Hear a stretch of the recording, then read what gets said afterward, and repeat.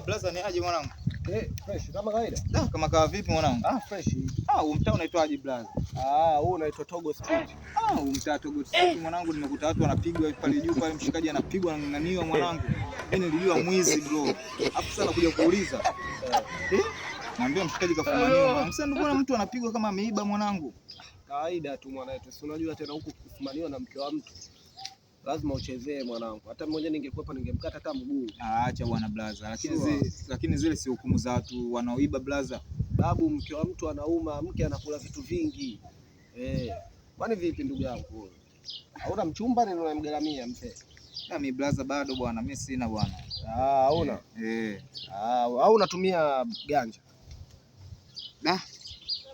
Sasa blaza, ganja na kuoa inahusiana nini sasa? Sasa blaza, mbona unaletea dharau bro?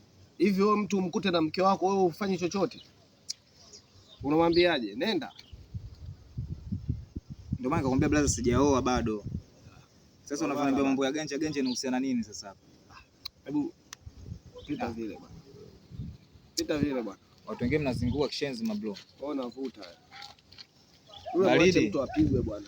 Baridi bro. Poa. Tumepewa vivutio, kwa nini tusivute? Lazima nivute.